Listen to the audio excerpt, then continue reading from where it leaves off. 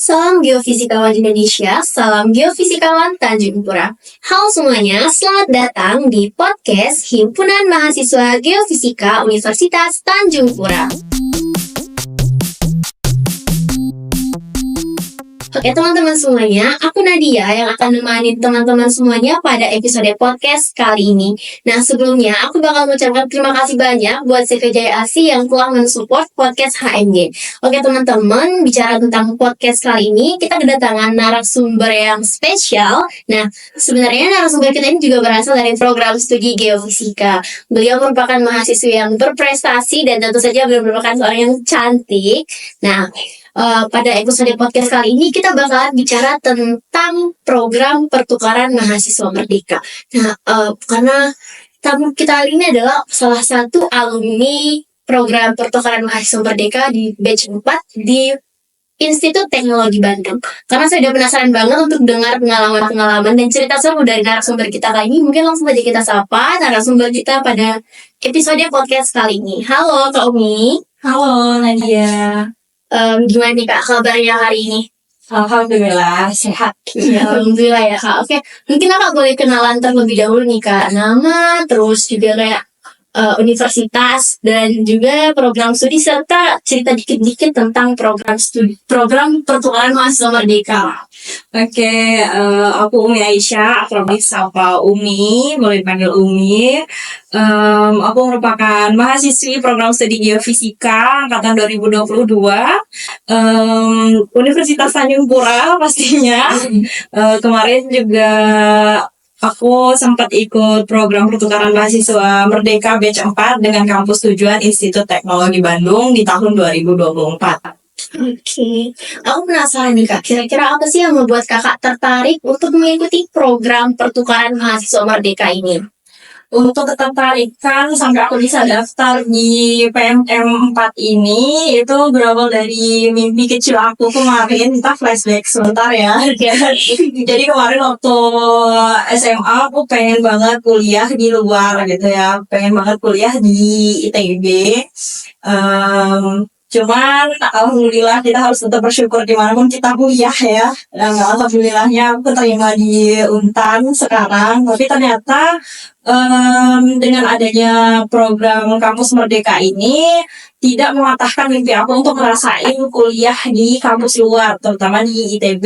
Nah, oleh karena itulah berawal dari mimpi kecil itu, aku nyari informasi tentang pertukaran mahasiswa, kemudian dapatlah informasi tentang program pertukaran mahasiswa merdeka ini, aku apply, aku daftar, dan alhamdulillah lolos di ITB dengan kampus impian aku kemarin, dan alhamdulillah bisa ngerasain gitu. Itu sih yang bikin aku tertarik gitu buat daftar pertukaran mahasiswa ini, berawal dari mimpi kecil itu, pengen aja gitu. Keren banget ya teman-teman, berawal dari mimpi kecil dan alhamdulillah Umi Aisyah bisa merasakan berkuliah langsung di Institut Teknologi Bandung. Nah, bicara tentang berkuliah di ITB, gimana sih Kak reaksi pertama Kakak saat Kakak menginjakan kaki di kampus impian Kakak tadi? Pastinya shock ya, kaget dengan beberapa perbedaan mungkin ya, tapi tidak terlalu signifikan dengan di Untan gitu. Seperti yang kita tahu bahwasanya ITB juga merupakan kampus top 3 gitu ya di Indonesia. Jadi paling kayak ngerasa lingkungan atmosfer akademiknya beda gitu kan ya dengan yang di Untan, gimana cara mahasiswanya belajar, kemudian dosennya mengajar gitu. Itu sih yang bikin agak kaget karena mungkin ada perbedaan tentunya di Untan maupun di ITB gitu. Oke, nah kira-kira aku penasaran juga ya, gimana sih caranya, misalnya gimana proses seleksi dari program PMM ini sendiri? Untuk proses seleksinya kemarin PMM batch 4 itu yang pertama ada seleksi pendaftaran secara administrasi, seleksi berkas gitu ya. Kita bakal diminta untuk mendaftar di laman web resmi Pertukaran Mahasiswa Merdeka. Kemudian kita juga diminta untuk melengkapi berkas kayak surat kesehatan diri, surat keterangan sehat. Biasanya kita sehat kok, untuk kita siap untuk mengikuti program ini selama beberapa bulan. Kemudian kita diminta untuk membuat rekening kalau yang belum punya di bank tersebut nanti diinformasikan dari kampus Merdekanya, karena FYI aja di program pertukaran mahasiswa Merdeka ini kita dibiayai dari akomodasi sampai kebutuhan biaya hidup selama di sana, dan sampai kita balik lagi itu dibiayai. Jadi kita disuruh diminta untuk membuat rekening gitu untuk bantuan biaya hidup itu atau BPH itu.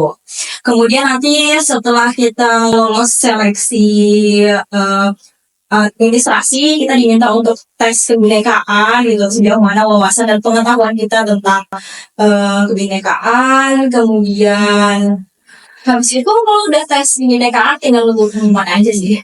Dan berarti untuk keseluruhan seleksi itu bersifat online ya? Iya, bersifat online. Nah, tadi bicara soal biaya semuanya ditanggung gitu kan. Nah, untuk tempat tinggalnya di sana itu gimana, Kak? Apakah kita cari tempat sendiri atau sudah disediakan juga dari pemerintah? Untuk tempat tinggal di kampus tujuan atau di daerah tujuan itu umumnya biasanya kampus dari perguruan tinggi penerima itu biasanya menyediakan gitu kan, kayak mungkin kemarin pada juga di Untar itu disediakan rusun ya. Iya, betul. Tapi untuk biayanya itu mungkin dari mahasiswanya sendiri. Nah, kalau kemarin kebetulan aku di ITB itu pihak ITB-nya tidak menyediakan ke tempat tinggal gitu. Jadi aku dan teman-teman PMM lainnya yang ke ITB itu mesti cari tempat tinggal sendiri, kos sendiri gitu. Jadi ngekos bareng sama teman-teman. Iya, ngekos bareng teman dari seluruh Indonesia. Karena kan nggak cuman aku sendiri gitu ya, dari Kalimantan, dari Kalimantan Barat itu aku berdua sama teman aku dari Kalimantan Barat. Kemudian ada juga dari Sumatera, dari seluruh provinsi ada gitu, kecuali yang di Jawa gitu. Wah, berarti seru banget ya teman-teman, karena kita bisa ketemu sama teman-teman baru dari berbagai daerah ya, Kak. Iya, nggak cuma dari Jawa Baratnya aja, nggak cuma dari perguruan tinggi penerimanya aja, nggak cuma dari Bandungnya aja gitu kan. Kita juga bisa ketemu dari teman-teman dari luarnya gitu. Oke, mungkin aku juga pengen tahu apa sih, Kak, tantangan terbesar yang Kakak hadapi selama kegiatan PMM itu? Mungkin karena Kakak adaptasi sama budayanya, juga bahasa, dan sistem pembelajaran yang mungkin ada perbedaan sedikit ya sama sistem pembelajaran di Universitas Tanjung Pura. Untuk tantangan yang pertama tentunya kan kita program pertukaran mahasiswa ini kita nggak serta-merta langsung kuliah gitu ya, kita mesti tinggal di lingkungannya gitu. Aku tinggal di Bandung kemarin, dengan perbedaan culture pasti ngalamin yang namanya culture shock gitu ya. Karena kita kayak mungkin di Kalimantan kita bahasanya ngomongnya begini, kemudian nadanya agak tinggi gitu. Sedangkan aku kemarin ke Bandung, kita tahu kalau misalnya bahasanya itu lemah lembut gitu. Permisinya pakai punten gitu kan, nggak ada yang marahnya aja tuh pakai kalimat-kalimat lembut gitu. Jadi kayak itu mesti menyesuaikan juga untuk kita ngatur nada gitu ya. Kemudian tantangan pasti kalau dalam lingkungan akademik, perbedaan cara dosen mengajar, kemudian dari segi materi juga awal-awal juga sempat menjadi tantangan sih buat aku buat beradaptasi gitu. Oke, pengalaman yang paling menarik dan paling berkesan, atau kayak ada pengalaman lucu gitu kan menurut Kakak, apa tuh, Pak?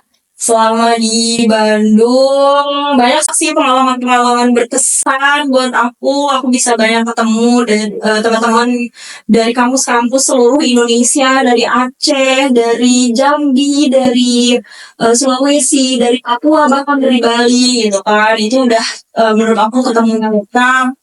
Tapi yang pertama kali aku bisa berkuliah di ITB itu merupakan pengalaman yang paling berkesan. Kemudian berkesan banget karena aku bisa kuliah di ITB, kemudian ketemu sama teman-teman seluruh Indonesia, itu juga berkesan.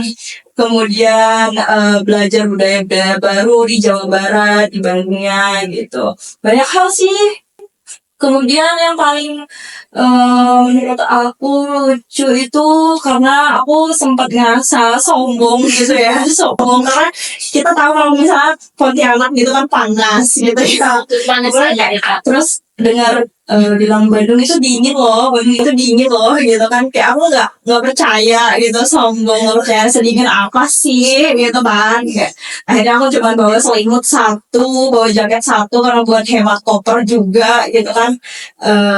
Ternyata pas udah sampai sana rasain langsung dingin banget sampai menggigil itu, baru lah kayak iya ya ampun aku dingin, aku Bandung dingin gitu.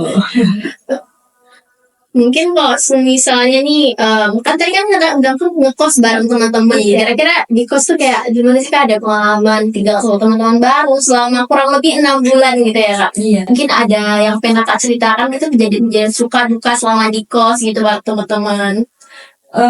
Kemarin aku ngekos itu untuk durasi spesifiknya itu aku 4 bulan 2 minggu ya, dari 2 Februari aku dari Pontianak ke Bandung, kemudian pulang itu 14 Juni. Untuk pengalaman bareng teman-teman kos itu karena aku kan semester 4 ya waktu itu kemarin tahun 2024 awal. Jadi sempat ketemu juga bulan puasa di sana. Jadi Ramadan bareng teman-teman PMM. Jadi pengalamannya ada berbuka bareng, bukber ya seperti pada umumnya, bukber dengan teman-teman PMM, dengan teman-teman kos. Kemudian kita juga ada sahur bareng. Jadi kita meskipun lagi kuliah itu mungkin malam kita ngerjain tugas gitu, tapi subuhnya bangun buat sahur bareng gitu. Mungkin itu sih pengalaman bareng teman-teman kos. Berbicara tentang pengalaman Kakak, tentu saja itu bisa membantu merubah pola pikir Kakak ya terkait dengan program ini. Nah, gitu kayak gimana sih Kak? Program ini bisa membantu mengubah cara pandang Kakak terkait dengan diri Kakak sendiri atau tentang program ini gitu lah. Menurut aku sih program ini benar-benar mengubah cara pandang aku ya terhadap sesuatu budaya gitu. Misalnya aku yang dari Kalimantan, orang asli Kalimantan gitu, melihat suatu budaya kayaknya aku nggak pernah ketemu deh. Terus kayak ngelihat pandangan dari teman aku yang berasal dari Aceh, dari Sulawesi itu juga pastinya beda gitu kan. Itu benar-benar merubah cara pikir aku buat kita bisa saling menghargai perbedaan budaya itu aja, itu sendiri gitu ya. Nggak cuman kita menghargai budaya yang ada di daerah tempat kita tinggal selama PMM itu, tapi juga kita menghargai budaya-budaya yang dibawa gitu sama teman-teman dari daerah lain gitu. Yang penting kita saling menghargai. Jadi selama pertukaran itu, selama program itu, selama berbulan-bulan itu kita bisa tetap hidup rukun gitu. Oke. Nah, dari pengalaman yang udah Kakak ceritakan tadi itu, kira-kira ada keterampilan yang paling berkembang pesat gak sih Kak selama kegiatan program pertukaran mahasiswa merdeka ini? Keterampilan berkembang pesat ya, kayaknya manajemen keuangan deh. Kayaknya manajemen keuangan deh ya. Karena aku juga pertama kali merantau jauh gitu ya, dari Kalimantan ke Jawa, ke Bandung gitu kan. Terus kayak aku gini, sempat ada pikiran bahwa saya kalau makanan di Jawa itu murah-murah gitu, lebih murah dibanding Kalimantan gitu. Jadi kayak aku nganggep gampang aja gitu makannya, ntar murah gitu. Sekali pas kesana ternyata harga makanan itu nggak jauh beda gitu dengan Kalimantan. Oh sama aja ini mah mahal gitu kan, kayak nggak ada bedanya gitu, bahkan ada yang lebih mahal gitu. Jadi dengan bantuan biaya hidup dari kementerian kemarin, terus apa dari uang saku, dari kiriman orang tua juga, terus itu sih yang kayak ngebuat aku bisa mesti manajemen keuangan ini untuk bayar kos, kemudian disisihin lagi untuk agenda bareng teman-teman, buat makan, buat keperluan kuliah. Terus di sana kan kita gak ada transportasi ya. Kayak kalau di sini aku kuliahnya pakai motor, kalau di sana aku jalan kaki gitu. Jalan kaki, terus kalau misalnya hujan aku mau pakai ojek online gitu harus disisihin lagi. Jadi kayak kalau menurut aku keterampilan yang paling berkembang dari aku itu manajemen keuangan sih. Oke, nah kira-kira nih Kak, kok misalnya nih bisa diulang kembali, Kakak tuh pengen ngelakuin hal yang berbeda apa selama kegiatan program pertukaran mahasiswa merdeka itu? Kalau pengen ngulang apa ya, pengen ngulang banyak hal sih, maksudnya pengen banyak menghabiskan waktu bareng teman-teman, karena 4 bulan itu bukan waktu yang lama banget gitu buat aku. Ternyata itu tuh sebentar doang, sekejap mata. Terus lebaran, habis itu UTS, habis itu UAS, habis itu kita harus berpisah balik ke provinsi masing-masing, kampus masing-masing, ke daerah masing-masing, dan nggak tahu kapan lagi buat ketemu. Jadi mungkin kalau mau diulang, aku bakal ngabisin banyak waktu gitu, bikin momen-momen bareng sama mereka. Oke, tapi mungkin sekarang cuma bisa komunikasi lewat Iya, WhatsApp gitu ya, Kak? cuma bisa komunikasi lewat WA, chattingan, kemudian video call. Itu pun kalau misalnya kita lagi nggak sama-sama sibuk gitu kan, pasti mereka di sana juga ada kesibukan sendiri gitu. Nah, kira-kira Kak, buat ada nggak sih Kakak saran buat mahasiswa yang pengen juga ikut program pertukaran mahasiswa Merdeka ya? Kalau saran buat persiapan pendaftaran KMM ini, karena tahu aku juga belum ada ya, belum buka gitu ya, belum buka KMM batch 5. Jadi buat teman-teman yang pengen daftar, ditunggu aja gitu informasi dari kampus Merdekanya. Untuk persiapan, hal yang paling penting adalah kemauan, niat gitu ya, pengen gitu ya. Ada kata pengen dan niat buat daftar, buat ikut pertukaran mahasiswa, kemudian persiapan diri, terus punya keyakinan kalau misalnya kita bisa gitu. Terus jangan ragu, karena kayak musuh terbesar itu ketakutan gitu. Aku bakal nanti di sana gimana, aku takut di sini. Itu malah bikin nyali kita ciut. Yang penting yakin aja, kemudian cari banyak-banyak informasi, jangan sampai ketinggalan, jangan sampai lewat tanggalnya kalau misalnya ada timelinenya. Terus banyakin juga koordinasi sama pihak-pihak yang ngurusin kampus Merdeka, kayak dengan dosen, koordinatornya gitu kan. Nah, itu juga banyakin koordinasi, kemudian ya persiapan diri lah gitu. Karena terus apa ya, kayak persiapkan aja ruang ikhlas gitu di hatinya, biar kalau misalnya ntar belum rezeki ya nggak apa-apa gitu, tidak berkecil hati dan tidak menurunkan semangat. Oh iya, saya juga sedikit penasaran nih Kak. Kalau nggak salah saya nih ya, saat kita mendaftar dalam program pertukaran mahasiswa Merdeka, kita bisa memilih lebih dari satu universitas ya? Iya, benar-benar. Dan itu apakah ada syarat kayak misalnya ini harus satu pulau atau harus beda pulau gimana gitu Kak? Kalau untuk pendaftaran itu, untuk milih kampus itu ada administrasi, kayak misalnya nih kamu mau daftar ke kampus yang nih di Untan itu kan di Kalimantan, di Pulau Kalimantan. Jadi kita mesti daftar ke kampus yang di luar Pulau Kalimantan gitu. Kita mesti daftar ke kampus yang di Pulau Sumatera, di Pulau Jawa, di Pulau Sulawesi, Bali, NTT, ataupun Papua gitu.